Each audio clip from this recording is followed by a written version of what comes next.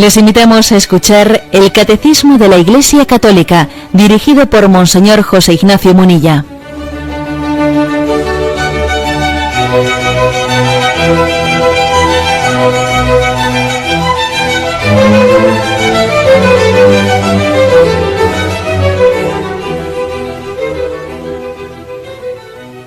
Un cordial saludo a todos los oyentes de Radio María.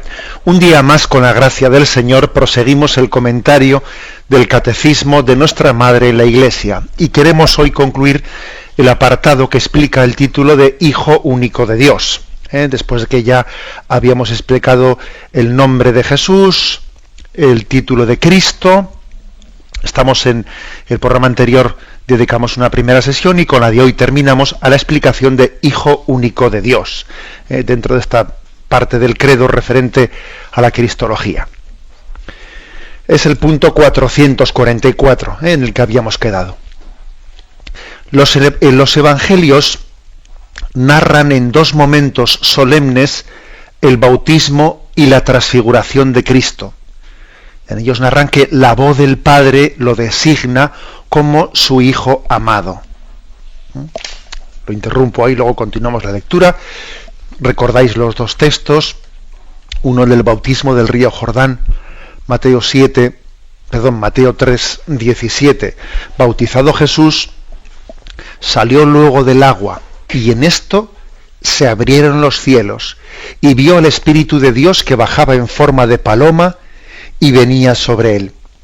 Y una voz que salía de los cielos decía: Este es mi Hijo amado, en quien me complazco. El otro texto, el de la transfiguración, está en el capítulo 17 de San Mateo. Dice: Todavía estaba hablando cuando una nube luminosa los cubrió con su sombra, y de la nube salió una voz que decía: Este es mi Hijo amado, en quien me complazco, escuchadle. Al oír esto, los discípulos cayeron rostro en tierra, llenos de miedo. Mas Jesús, acercándose a ellos, les dijo: Levantaos, no tengáis miedo.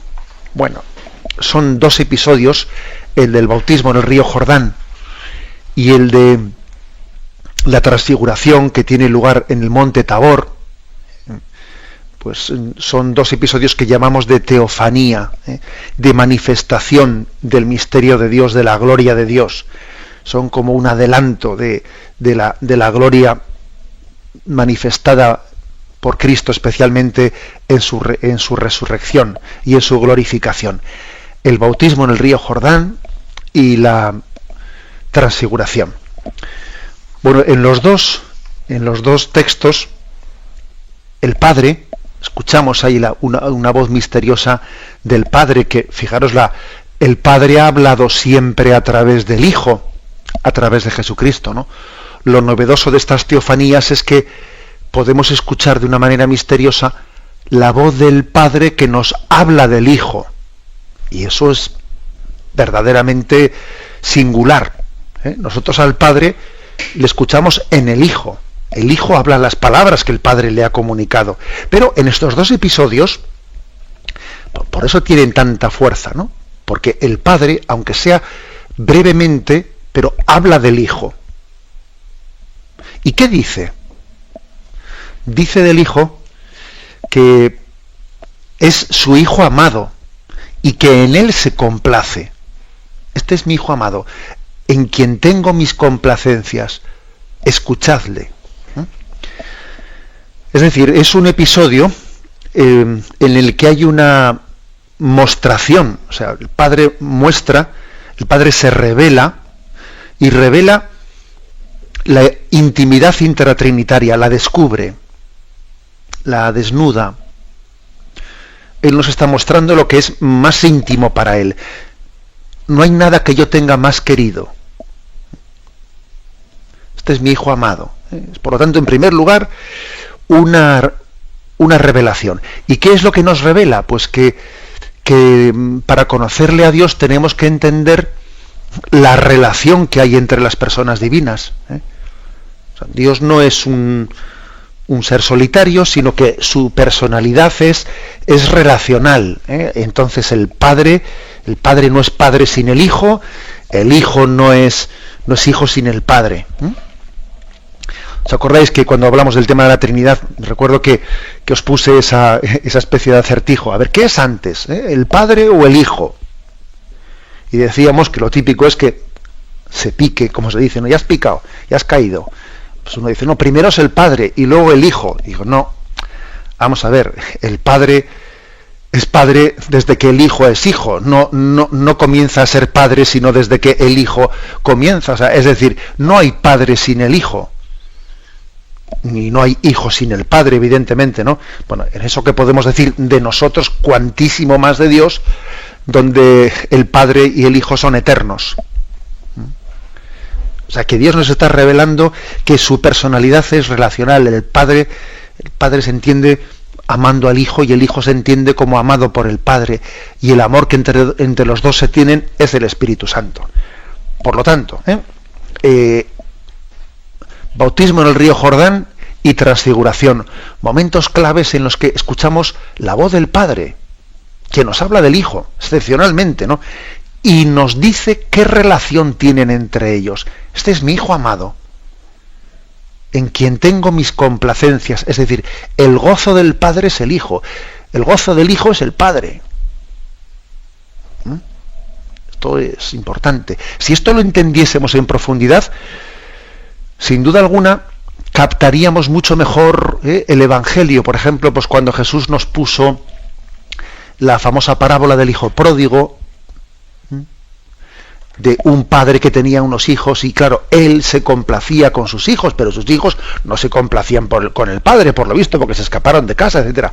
Para entender bien esas parábolas hay que partir de que es que el Padre, Dios Padre, tiene su complacencia con el Hijo, y el Hijo tiene su complacencia con el Padre. Y el drama que tenemos nosotros es que, claro, esa revelación en la que el Padre nos muestra a su Hijo amado también es una revelación, pero es una comunicación. Comparte con nosotros a su Hijo, comparte con nosotros su paternidad. Es que aquí es su Hijo amado, pero también, fijaros bien, resulta que a nosotros nos dice, también tú vas a formar parte de la familia. Él es mi Hijo, y tú vas a ser también hijo en el Hijo, y yo también estoy llamado a ser tu padre, seré padre de él y padre tuyo, O sea, es decir, que es como una revelación, pero en la que hay un misterio compartido. Dios nos comunica su misterio, lo comparte con nosotros, lo comparte. Y por cierto, ya se me permitís rematar lo que estoy diciendo. Igual que cuando Él comparte con nosotros su condición de, la relación paterno-filial, cuando la comparte con nosotros, también nosotros a partir de ahí nos tenemos que comprender a nosotros mismos, pues desde una personalidad relacional. O sea, yo no soy un individuo con un proyecto aislado, sino que yo me explico a mí mismo, igual que el Padre es Padre porque hay Hijo, igual que el Hijo es Hijo porque hay Padre. O sea, que son personalidades relacionales y no islas aisladas. Pues a mí me pasa lo mismo, porque Dios me ha dado ha compartido conmigo su ser. Entonces también a mí me pasa que yo no soy nada sin mi hijo, sin mi esposo. Y mi esposo no es nada sin mí, es en referencia a mí, y los hijos son en referencia a los padres. O sea, ese grado de relación y de dependencia que tenemos entre nosotros, ¿no?, tan íntimo, tan fuerte, en el fondo es un reflejo en nosotros, en nuestra vida, de la relación que hay entre el Padre y el Hijo y el Espíritu Santo. O sea, somos a imagen de la Trinidad. Por eso la familia es tan importante. Por eso la familia es que es constitutiva del ser del hombre. Y frente a un mundo secularizado que cada vez da la imagen de que el hombre El hombre moderno, el hombre maduro, sería el hombre autosuficiente y el hombre aislado de la familia. Y el hombre, madre mía, claro, lo que quieren es manipularlo más fácil. Cuanto más independiente de la familia, más fácilmente manipulable. Bien, pero bueno, no me quiero salir del hilo explicativo. Digamos, el caso es que tanto en el monte Tabor como en el río Jordán hay una teofanía. Este es mi Hijo amado, en el que tengo mi complacencia. Es como una ventana en la que se asoma a la Santísima Trinidad. Recuerdo que el otro día un oyente hacía una llamada interesante y decía, bueno, yo cuando rezo a Jesucristo, a través de él, o sea, veo como una ventana que también me lleva a hablar con el Padre, con el Espíritu Santo. ¿Es correcto? Y decía, por supuesto que es correcto, ¿no? No se puede amar a Cristo desvinculándolo del Padre, o al Padre desvinculando de Jesucristo, del Espíritu Santo, ¿no? Ahora bien, fijaros, no hasta el punto de decir, porque me acuerdo que en esa pregunta decía la oyente, bueno, es que en el fondo, decía, ¿no? En el fondo, pues Jesús es el Padre, o el Padre es el Espíritu Santo. En el fondo son el mismo. No, eso no tenemos que llegar a decir esa expresión, porque fijaros, existe una herejía en la historia de la Iglesia que se llama el modalismo.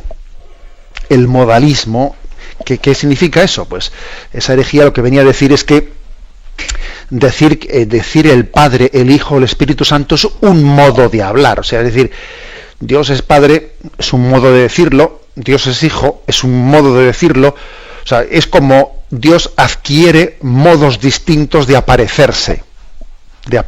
Pero vamos, es la misma persona que de una manera aparece como Padre, aparece como Hijo o aparece como Espíritu Santo. Este es el modalismo. Bien, esto está rechazado por nuestro dogma y por nuestra fe católica. No, el Padre, el Hijo, el Espíritu Santo no son modos de hablar de Dios. No estamos hablando de modos, de como si cojo disfraz de Padre, cojo disfraz de Hijo. No. O sea, son tres identidades reales, distintas, pero totalmente interrelacionadas entre ellas, de manera que no hay padre sin hijo, no hay hijo sin padre, y sin el amor que entre ellos se tienen, que es el Espíritu Santo. ¿De acuerdo? Creo que esto es lo que yo quería subrayar especialmente. Por lo tanto, primera afirmación de este punto 444. Para entender la importancia que tiene el término Hijo de Dios, es que, claro, tenemos que ir a estos episodios que son cumbres en el Evangelio, el bautismo en el río Jordán, la transfiguración en el monte Tabor, y allí descubrir que cuando el Padre, así un poco excepcionalmente, habla, porque su voz, la voz del Padre, salvo estos episodios tan excepcionales, no la oímos, no la escuchamos, es que lo poco, ¿no? Las poquísimas palabras que tenemos de Dios Padre dicen Hijo amado. Eso es. ¿Qué palabras le hemos escuchado al Padre?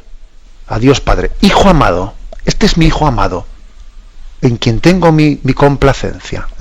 Nos está como abriendo la ventana de la intimidad de la Trinidad. Tenemos un momento de reflexión y Catecismo de la Iglesia Católica, con Monseñor José Ignacio Munilla. Bien, continuamos con el punto 444. Después de haber hablado de cómo en el bautismo del río Jordán y la transfiguración se escuchó esa voz del Padre que decía, este es mi Hijo amado, continúa diciendo, Jesús se designa a sí mismo como el Hijo único de Dios y afirma mediante este título su preexistencia eterna. Dice Juan 3:16, porque tanto amó Dios al mundo que dio a su Hijo único para que todo el que crea en él no perezca, sino que tenga vida eterna.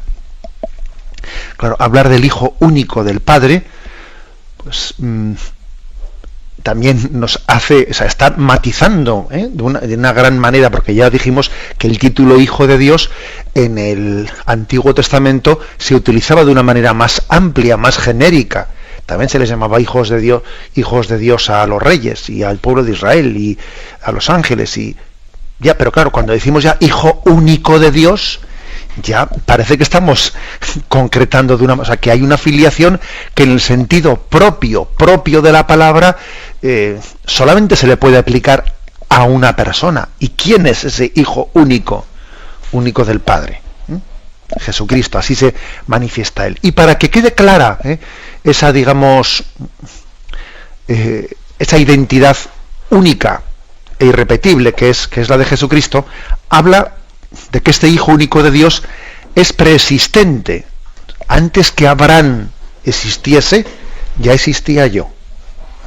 Ahí tenemos una de las formas de explicar con contundencia, o sea, por qué Jesús, porque Jesús es único, es único y diferente de todos los demás profetas, es la preexistencia, claro. O sea, el hecho de que antes que Abraham existiese, que fue el primer patriarca, Jesús dijo, ya existía yo, está hablando obviamente de su condición divina, de la eternidad. Leo este pasaje al que nos refiere aquí el Catecismo. Yo les doy vida eterna y no perecerán jamás, y nadie los arrebatará de mi mano, dice Juan capítulo 10, versículo del 29 adelante, ¿no? El Padre que me las ha dado es más grande que todos, y nadie puede arrebatar nada de la mano del Padre. Fijaros este texto. Yo y el Padre somos uno. Digo, no dice yo y el Padre somos el mismo. No dice somos el mismo, porque son dos personas distintas. Pero dice yo y el Padre somos uno. Algunos textos también traducen este versículo, algunas Biblias, diciendo yo y el Padre somos la misma cosa.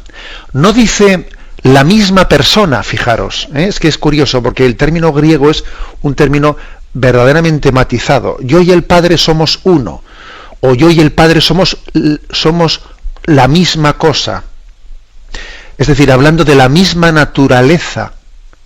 Decimos que Dios tiene una única naturaleza, pero tiene tres personas.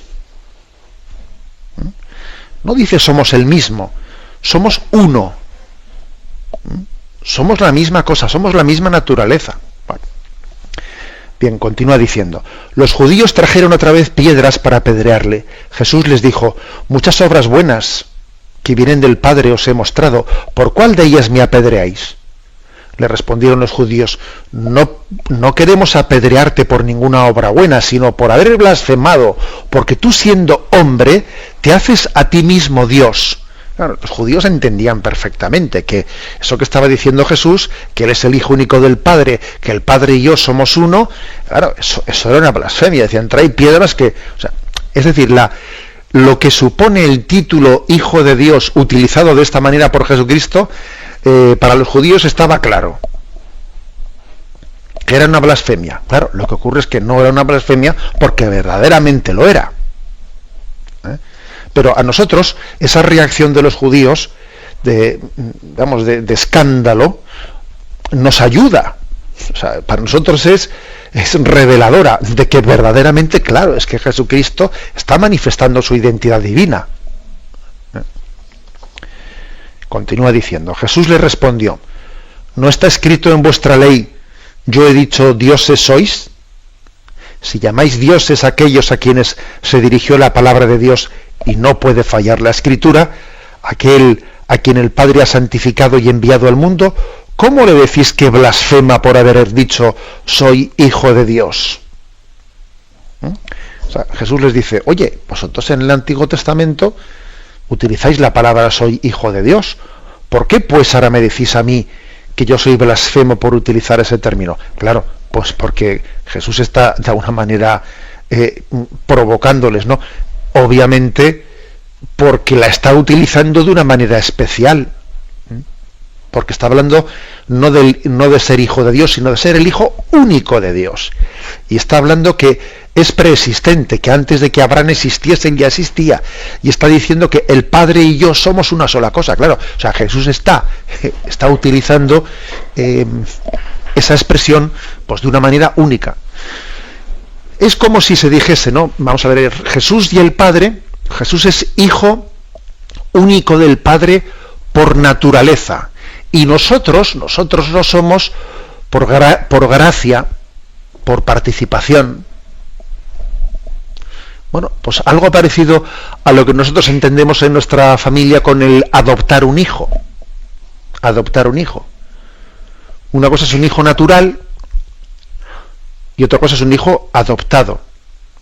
Claro, fíjate una cosa, cuando le adoptas a un hijo, en el espíritu cristiano del amor, le amas tanto como si fuese tu hijo propio, Pero es verdad que no es hijo natural, o sea, que es adoptado. Bueno, pues cogiendo esta imagen, que como siempre os digo, las imágenes siempre son aproximativas, pero no pueden aplicarse literalmente, O sea, Jesús es el hijo natural por naturaleza del Padre. Son de la misma naturaleza del Padre. Pero nosotros somos hijos por gracia, no por naturaleza, por gracia. Por eso se dice que Jesús es hijo único, y por eso también se puede decir que Dios sí tiene muchos hijos. Las dos cosas se puede decir. Lo que pasa es que los demás somos adoptados. Y las dos cosas las afirmamos al mismo tiempo. Que Jesús es hijo único de Dios y que nosotros somos hijos de Dios. Las dos cosas las afirmamos en ese contexto. Bien, continúa diciendo, él pide la fe en el nombre del Hijo único de Dios. Y esta confesión cristiana aparece ya en la exclamación del centurión delante de Jesús en la cruz. Verdaderamente este hombre era hijo de Dios, porque es solamente en el misterio pascual donde el creyente puede alcanzar el sentido pleno del título Hijo de Dios. ¿Qué quiere decir esto que dice el Catecismo? Que únicamente en el misterio pascual, o sea, en la muerte y resurrección, el título de Hijo de Dios alcanza pleno sentido. ¿A qué se refiere eso? ¿Qué pasa? ¿Que antes de la cruz y de la resurrección Jesús no era ya hijo de Dios o qué? Pues por supuesto que lo era. Pero se refiere a lo siguiente, es decir, en el momento de la muerte en cruz, el momento del sacrificio, es el momento en el que se comprueba la confianza filial. La confianza filial, cuando Jesús dice, Padre, a tus manos encomiendo mi espíritu. O sea, cuando Jesús se abandona en un contexto en el que estaban diciendo, mira, ¿no era este hijo de Dios? ¿No era hijo de Dios? Hombre, pues que venga su padre y que le baje de la cruz, ¿no? O sea, hay un momento ahí dramático en el que se está poniendo como a prueba, ¿no?, la confianza de la filiación divina, diciendo, pero, y además esa especie de burlas, ¿no?, que tienen lugar allí, diciéndole, hombre, que baje, que venga su padre y le libere. Es un momento en el que la filiación divina de Jesucristo está plenamente manifestada, porque es hijo en el abandono confiado. Es hijo aunque no lo parezca, y aprendió sufriendo a obedecer, nos dice la carta a los Hebreos. O sea, en esa manera de morir confiando en el Padre, sufriendo, Padre, si es posible, aparta de mí este cáliz, pero que no se haga mi voluntad sino la tuya, ¿no? En esa lucha interna que tiene Jesucristo, está manifestando en plenitud la filiación divina. Para nosotros, ¿qué es la filiación? Está más fuertemente manifestado ahí, pues bueno, pues que en otros momentos gloriosos. Porque bien sabemos nosotros que al final las cosas se demuestran en los momentos de prueba. Yo voy a saber quién es un hijo cuando haya una necesidad y cuando haya un momento de prueba, entonces voy a comprobar yo quién es mi hijo. Algo así, algo así es lo que tiene lugar en este momento de la crucifixión. Y a su vez, no únicamente en la muerte, en la resurrección, el momento de la resurrección es también otro momento en el que se revela plenamente qué quiere decir Hijo de Dios. Porque el Padre ha visto la entrega de su Hijo, abandonado y plenamente confiado en ese Padre, a tus manos encomiendo mi espíritu. Y el Padre se ha conmovido por esa ofrenda de su Hijo y la ha aceptado y la ha abrazado, y el abrazo del Padre al Hijo aceptando su sacrificio y su entrega a la cruz, ese abrazo es la resurrección. Por eso dice aquí el Catecismo esta frase: es solamente en el misterio pascual donde el creyente puede alcanzar el sentido pleno del título Hijo de Dios. Es que no es que antes no lo fuese, no, es que yo me doy cuenta plenamente de lo que supone que Jesús sea el Hijo de Dios en ese momento, en su muerte y resurrección. Es un momento cumbre, por lo tanto, de esa manifestación. Tenemos un momento de reflexión y continuaremos enseguida. Estamos al punto 445, con él concluimos esta explicación sobre el título Hijo único de Dios. Después de su resurrección, su filiación divina aparece en el poder de su humanidad glorificada. Ahora viene un texto de Romanos 1:4. Constituido Hijo de Dios con poder, según el Espíritu de Santidad, por su resurrección de entre los muertos. Los apóstoles podrán confesar: hemos visto su gloria, gloria que recibe del Padre como Hijo único, lleno de gracia y de verdad. Bueno, está hablando ahora que de la forma especial en la que Jesús tiene de ser Hijo después de la glorificación, después de la resurrección. Y es una forma especial. Y fijaros que este texto de Romanos dice: constituido Hijo de Dios con poder por la resurrección. Bueno, ¿qué ocurre? Que es que antes no era Hijo de Dios. Claro que era Hijo de Dios antes. Pero es que fijaros que dice constituido Hijo de Dios con poder. Antes de la resurrección, Jesús había renunciado, se había ocultado. Siendo de condición divina, no hizo alarde de su categoría de Dios. Al contrario, se despojó de su rango y tomó la condición de esclavo, etcétera. ¿Recordáis ese bello texto de Filipenses que rezamos en las primeras vísperas de los domingos, ¿no? Bueno, pues ahí Jesús ha vivido como hijo en debilidad durante todos estos años que estuvo entre nosotros, durante esos 30 años, y después ha sido constituido Hijo de Dios con poder. Lo que era antes de haberse encarnado y antes de haber venido a nosotros. Sí, no, lo que era antes, pero es distinto. Es distinto porque ahora no es que se diga, bueno, él antes era Hijo de Dios eterno, luego vino a ser Hijo de Dios, pero ocultado, en debilidad, y luego volvió a ser lo que era al principio, ¿no? Hijo, no es lo mismo, porque es que, daros cuenta de que vuelve al cielo en la ascensión a los cielos, vuelve al cielo con su humanidad glorificada. O sea, Jesús después de la resurrección no era el mismo, la segunda persona de la Santísima Trinidad después de la resurrección y ascensión a los cielos no es la misma que era antes de la encarnación, no es la misma. El Dios eterno ha pasado a tener la humanidad glorificada de Cristo en su seno, en su Trinidad. O sea, la humanidad de Jesucristo forma parte de la esencia de esa familia intratrinitaria. Decir esto es fortísimo, pero es verdad. A partir de la resurrección y de la ascensión de Jesús a los cielos, la humanidad glorificada, ese cuerpo bendito nacido de las entrañas de la Virgen María, forma parte de la Trinidad. Nos cabe decir una cosa más fuerte, porque es como decir, los hombres estamos en Dios, o sea, los hombres hemos sido introducidos como una cuña en Dios mismo, porque Dios ya es hombre y por lo tanto, siendo Dios hombre en Jesucristo, pues nosotros estamos muy cerca de Dios en Jesús, estamos muy cerca de Él.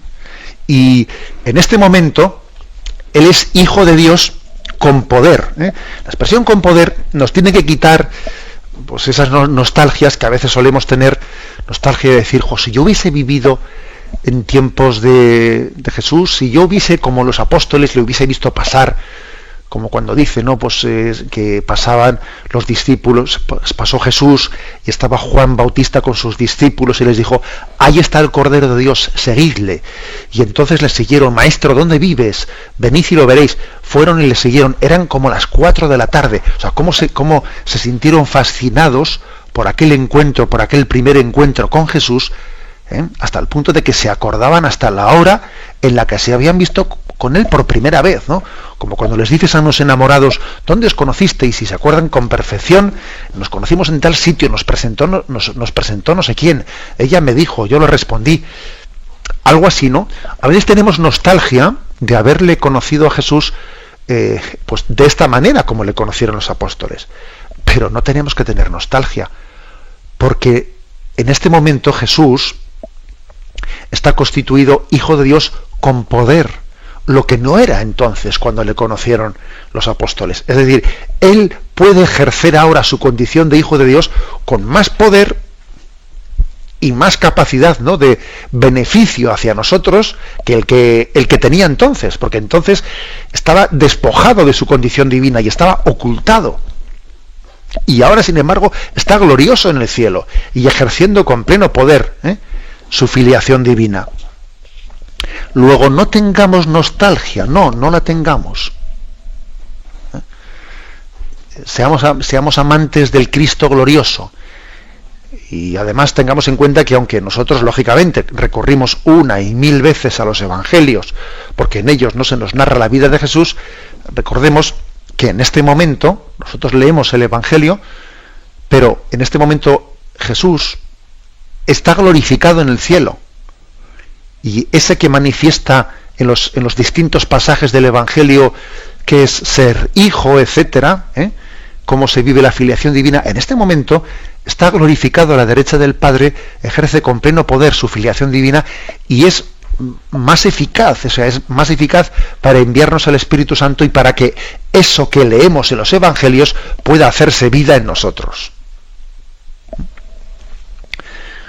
Bueno, esto es lo que significa constituido Hijo de Dios con poder, según el Espíritu de santidad, según el Espíritu Santo, por la resurrección de Cristo entre los muertos. Se nos ofrece otro texto también para profundizar, que es Hechos de los Apóstoles, capítulo 13, versículo 33, que dice: también nosotros os anunciamos la buena nueva, de que la promesa hecha a los padres, Dios la ha cumplido en vosotros los hijos, al resucitar a Jesús, como está escrito en los Salmos: Hijo mío eres tú, yo te he engendrado hoy. Es decir, que Dios ha cumplido con nosotros en la promesa al resucitar a su Hijo. O sea, la resurrección es un cumplimiento de la promesa no solo para Él, también para nosotros. ¿Por qué para nosotros? Pues porque si Cristo ha resucitado hay esperanza. O sea, creer, fijaros bien, creer en... Ayer me lo decía un sacerdote y me impresionó, ¿no?, su reflexión, me gustó, me impactó. Me decía un sacerdote misionero que estaba por aquí de visita, y me decía: y es que me he dado cuenta de que a mí lo que me ha enamorado de Dios, me decía, es que sea el Dios de la resurrección capaz de darnos una vida resucitada aquí. Claro, es decir, si mi fe en Dios se reduce exclusivamente a que yo en la siguiente vida tenga, bueno, no sé, ¿cómo se dice? Largo me lo fiáis. Y a ver eso cómo será. Porque claro, de alguna manera Él me da las arras. Me da aquí en esta vida las arras de lo que me está ofreciendo la vida eterna. Entonces, una vida resucitada, una vida en gracia, una vida feliz, porque si estoy con Dios, si le tengo a Él, soy feliz por muchas carencias y disgustos que tenga en mi vida, pero teniéndola a Él lo tengo todo, ¿no? Entonces, si Él me da la capacidad de vivir una vida resucitada, es que, bueno, pues me decía él, en ese Dios creo yo. porque es un Dios que me da vida, que me da una vida feliz, que me está de alguna manera dando las arras de lo que me promete la siguiente vida. Claro, si resulta que el Dios que vamos a predicar, la imagen de Dios que vamos a predicar, es la imagen de un Dios que nos promete en la siguiente vida, la vida eterna, pero en esta vida no se realiza nada, o sea, es que entonces da la impresión de la acusación de Carlos Marx, ¿no? Del marxismo hacia la religión, como si fuese el opio del pueblo que me está a mí remitiendo a otra vida y yo en esta vida no, es que claro, la vida resucitada, una vida en gracia, una vida feliz, es la mejor demostración de que la promesa de Dios se cumple, de que Dios no falla, y es la mejor prueba de que la promesa de la vida eterna en el más allá de la muerte es verdadera. Y la prueba de que es verdadera es: aquí tienes las arras, mírate a ti mismo, no digo ya en el espejo, sino mírate ante Jesucristo y mira que Él te ha dado una vida resucitada. Por eso estos términos, los términos que, por ejemplo, dice aquí al final, los apóstoles dicen: hemos visto su gloria, gloria que recibe del Padre como Hijo único lleno de gracia y de verdad. Bien, eso lo dijeron los apóstoles y podemos y debemos decirlo nosotros: hemos visto su gloria. Claro, ellos ese término pues podían aplicarlo especialmente porque es que estuvieron en el monte Tabor, porque es que estuvieron en el río Jordán, porque es que además vieron a Cristo glorioso, resucitado. Hemos visto su gloria. Pero también nosotros podemos decirlo en este otro sentido tan real al que yo me refería antes.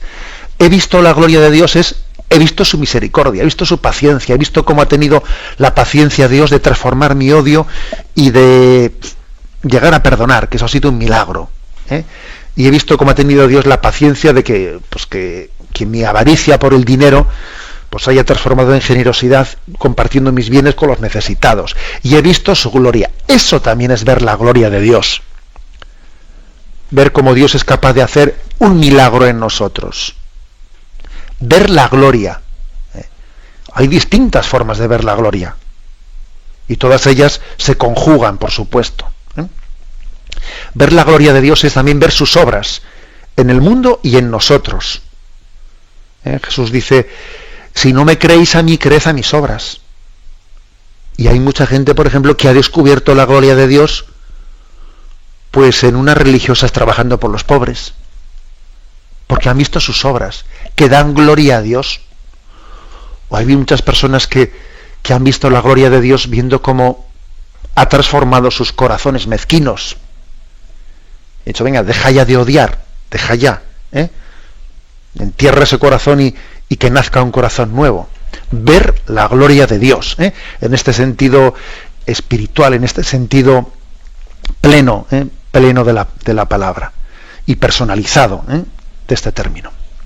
Lo dejamos aquí y damos paso a la intervención de los oyentes. Podéis llamar para formular vuestras preguntas al teléfono 917-107-700. 917. Muy buenos días, adelante. Primero felicitarle y agradecerle que está logrando que voy a amanecer cada día, porque al ser una hora menos aquí me levanto para escucharlo y gozo del amanecer. Quería plantearle, al principio de la de hoy, planteaba que nos vemos reflejados en nuestra familia, y no paraba de reflexionar sobre el tema, de lo que soy muy feliz en el contexto de mi familia, el fenómeno de San Antón que celebramos hace días, y su búsqueda de la soledad y de huir continuamente en su periplo vital. San Antón pues dio muestras de buscar siempre una soledad, por tanto de una contradicción en lo de formar familia y también el elogio de esa búsqueda de la soledad. De acuerdo. Vamos a ver si eso es interesante lo que dice el oyente. Las espiritualidades, todas ellas se complementan. Todas ellas se complementan y hay que decir que dentro de ese cuerpo místico de Cristo que formamos en la Iglesia, cada espiritualidad pone un acento que no va en detrimento del otro. Por ejemplo, ora et labora, reza y trabaja. Bueno, pues hay espiritualidades que ponen más el acento en el aspecto activo y transformador del mundo, otras más el aspecto en el contemplativo. Entonces, pero ojo, no puede ocurrir que alguien diga, no, es que mi espiritualidad es únicamente contemplativa, no es activa. No, será más que lo otro, pero lo otro algo también tiene que tener. También las carmelitas y también las clarisas y cualquier orden contemplativa tiene también una parte de trabajo, y las órdenes más activas también tienen algo de contemplación. Por lo tanto, no estamos hablando de una cosa u otra, sino siempre de poner un acento más en un sitio y en otro. Y con respecto a ese ejemplo concreto que ha puesto, claro, es verdad que, por ejemplo, algunas órdenes religiosas o algunas carismas, por supuesto, la vida de familia pone el acento en la vida comunitaria. Y existe, también es cierto que ha sido más excepcional, ¿no?, en la vida de la Iglesia, algunas vocaciones que remarcan más pues la vida eremítica, la vida solitaria, ¿no? Pero fijaros, incluso en ese caso, en el caso de las vocaciones eremíticas o los cartujos que vive cada uno solo en su celda, etcétera, incluso en ese caso, la forma en la que tienen ellos de vivir su soledad es queriendo llevar la Iglesia entera con ellos ante Dios.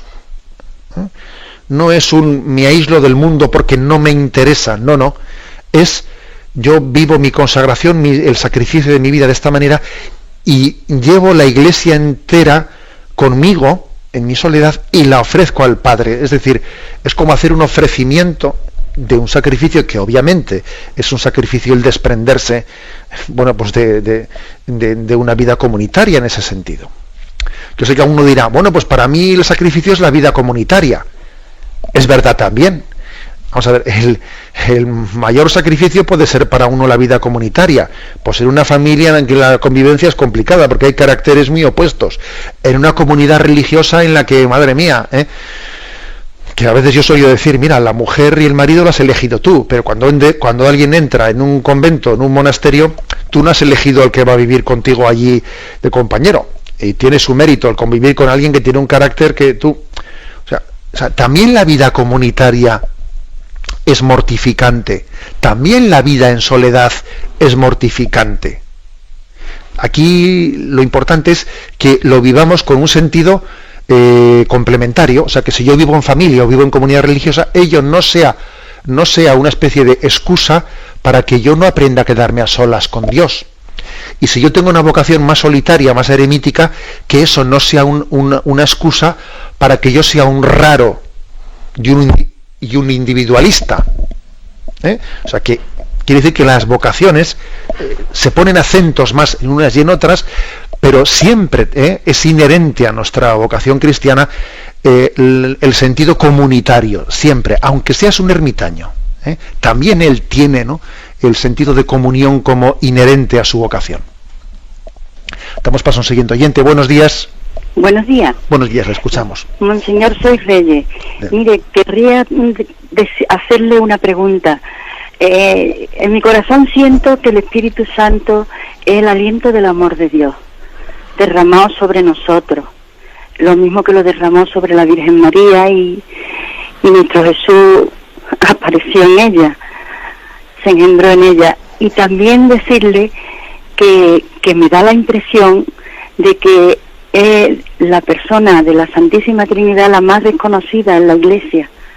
Y me da sentimiento porque si supiéramos la grandeza que tiene el cristiano cuando recurre al Espíritu Santo, pues sería algo maravilloso. Esa era la pregunta, gracias. De acuerdo. Bien, se ha dicho, así se le ha designado, ¿no?, al Espíritu Santo como el gran desconocido. El gran desconocido, pero además también el que te hace conocer.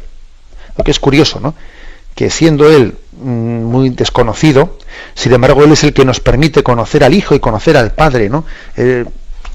Es quien lleva adelante, ¿no?, también esa obra de revelación, de revelar en nosotros. Dice San Pablo cuando comenta lo que ocurrió camino de Damasco, cuando el Espíritu de Dios reveló en mí a Jesucristo. Bueno, pues yo me quedo con la definición que ha hecho usted, ¿no?, que es el aliento del amor de Dios. Pues es una manera de hablar del Espíritu Santo, el aliento. Y fijaros que hay el pasaje ese del Evangelio de San Juan, cuando Jesús resucitado se apareció a sus discípulos, sopló sobre ellos, derramó su aliento sobre ellos y les dijo: recibid el Espíritu Santo.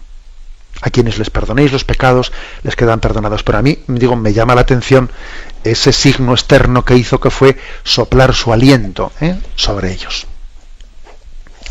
Damos paso a un siguiente oyente. Buenos días. Buenos días, soy Pilar de Madrid. Adelante, Pilar. Feliz año. Igualmente. Señor. Quería preguntarle sobre los serafines y los querubines, que me lo perdí un poco sobre todo eso, a ver qué me podría explicar y comentar la diferencia que hay. Y nada más, muchas gracias. Bueno, pues la verdad es que mucho no le puedo comentar, porque estamos hablando de algo que es mentado, ¿no?, en las Sagradas Escrituras, pero tampoco no debemos de caer en la tentación de intentar decir más que lo que se nos ha dicho. Es verdad que se hablan dentro de las jerarquías celestiales, se habla de ángeles, arcángeles, querubines, serafines, pero sin que nosotros tengamos la capacidad de distinguir. Distinguir. También, distinguir quiero decir que es uno, que es otro. Pues imaginaros, ¿no? Entonces, los ángeles de la guarda, ¿de qué ámbito o qué jerarquía celestial son? Pues no lo sabemos, ¿no? O sea, quiere decir que forma parte también de nuestra buena formación católica, por una parte, el conocer lo que se nos ha revelado, pero también en ser prudentes sobre lo que no se nos ha revelado, porque a veces, un poco por curiosidad, etcétera, pues pretendemos como sobre esto me gustaría saber más, voy a buscarme yo cosas fuera de la Biblia. Pues no, porque si en la Biblia se me ha revelado justamente, pues que existen distintas jerarquías de los ángeles, afirmémoslo y no vayamos más allá, porque ya sería un poco de ciencia ficción teológica. Damos paso a un siguiente oyente. Buenos días. Hola, buenas. Buenos días. Mire, llamo desde La Coruña. Es que hace un poquito ha comentado usted que hay vida después de la muerte. Sí. Entonces, yo en la Biblia eso no lo encuentro por ninguna parte. Es más, cuando leo textos como el de Eclesiastés 9, 5, 6 y 10, en el que dice que los vivos tienen conciencia de que morirán, pero los muertos no tienen conciencia de nada en absoluto. Dice que su amor y su odio y sus celos han perecido y ya no tienen ya más porción hasta el tiempo indefinido en cosa alguna que hagan. Y luego el 10 de que Eclesiastés dice que todo lo que tu mano haya que hacer, hazlo con tu mismo poder, porque no hay trabajo, ni formación de proyectos, ni conocimiento, ni sabiduría en el Seón, el lugar a donde vas. Entonces yo es que no lo entiendo. Si pudiera explicarme cómo puede ser eso. Sí, de acuerdo. Mire, pues la explicación que hay que darle es la siguiente, es decir, como muchas veces hemos dicho, la Sagrada Escritura tiene una evolución en la revelación. Claro, por eso el Antiguo Testamento hay que comprenderlo como un camino digamos, pedagógico hasta la plena revelación de Jesucristo. Incluso algunos expertos han distinguido como seis estadios distintos dentro del Antiguo Testamento, que incluso, yo para ser sincero, ahora mismo no sería capaz de descifrar cuáles son los 6 en el libro tal, pero hay estadios. El libro del Eclesiastés, que el oyente ha mentado, es de los, digamos, en los estadios más, digamos, todavía lejanos a Jesucristo. Es decir, que Jesús ha ido revelando lo que en el Antiguo Testamento estaba oscuro. En la Eclesiastés se habla del Seol, el más allá de la muerte es el Seol. El Seol era como una especie de lugar en el que, ¿qué te voy a decir yo? Pues no estaba claramente diferenciado salvación de condenación, y mucho menos pues del estado de purificación del purgatorio. No, en esos primeros estadios del Antiguo Testamento se hablaba del Seol como un sitio en el que estaban los muertos, y parecía que la manera que tienen de hablar es como si fuese un poco como aletargados. Allí no hay vida, allí no se siente, o sea, es una especie como de concepción muy primitiva. Muy primitiva. Pero claro, si vamos avanzando en la Sagrada Escritura, por ejemplo, uno ve el libro de la sabiduría y eso ya es otra cosa muy distinta. Y por supuesto llegamos ya a Jesucristo, y Jesucristo claro que habla del más allá de la muerte. Incluso llega a decir: yo soy la resurrección en la vida, ¿no? Me voy al Padre para prepararos sitio. si no ya os lo hubiese dicho, etcétera. Es decir, o sea, los textos en los que Jesús nos habla del más allá de la muerte son clarísimos, ¿no? Son contundentes, y habla de el juicio eterno, de la salvación, de la condenación. O sea, entonces, claro, dice el autor, dice el oyente, ¿con quién me quedo? ¿Con el Eclesiastés o con Jesucristo? Hombre, es que en toda la Biblia hay un increscendo hasta la culminación de la revelación en Jesucristo, y hay que entenderla así. Damos paso a un siguiente oyente. Buenos días. Buenos días. Buenos días, adelante. Que me ha alegrado mucho lo de hoy, lo del catecismo, pero que estaba ahí muy en más fría, porque bueno, a mí muchas veces, porque si el hijo, no sé cuánto, que si el padre, pero claro, cuando llega lo de la muerte y la resurrección sí que me ha tocado muchísimo, porque ahí es verdad que lo estoy experimentando en la cruz de todos los días, y cómo el Señor me resucita, porque veo la gloria y yo estoy feliz, puedo ser feliz con mi marido enfermo y ahí, pero que sí, que me resucita, y es verdad lo que ha dicho, que yo puedo estar contenta. Ahí es donde lo he experimentado, no por muchas cosas y mucha teoría. Ahí veo que hay muerte y resurrección, que el Señor me resucita aquí, me resucita allí, cuando lo he experimentado, la verdad. Entonces me ha alegrado eso de la muerte y la resurrección ahí, sin el sufrimiento, es verdad, porque puedo tener muchas cosas de la Biblia, de la religión y de lo que me enseñaban cuando pequeña, que si el Padre, el Hijo, el Espíritu Santo, 3 personas distintas, pero ahí no había nada. Ahora cuando he llegado con Jesucristo a ese encuentro ahí, que no me deja ahí en la cruz, no me deja, no me abandona, y yo me he alegrado mucho, porque es verdad que soy feliz.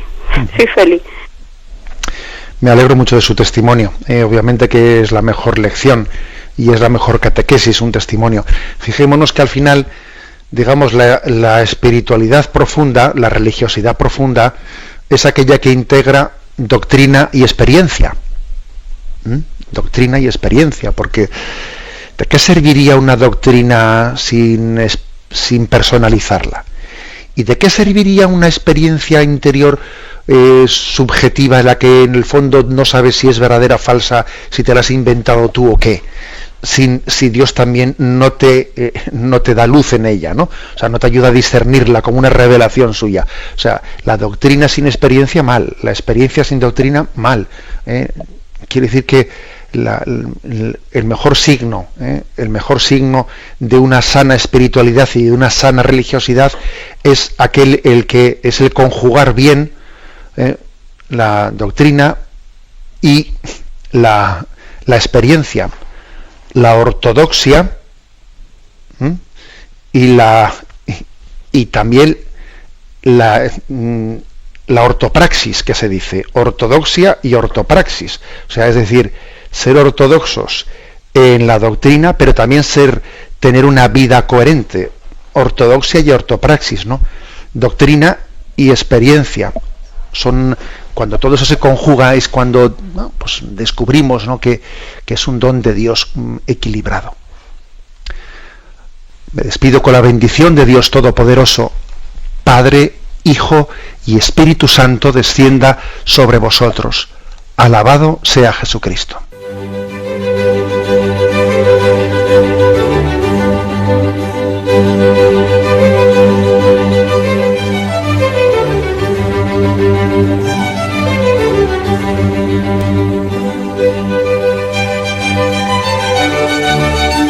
Han escuchado en Radio María el Catecismo de la Iglesia Católica, un programa dirigido por Monseñor José Ignacio Munilla.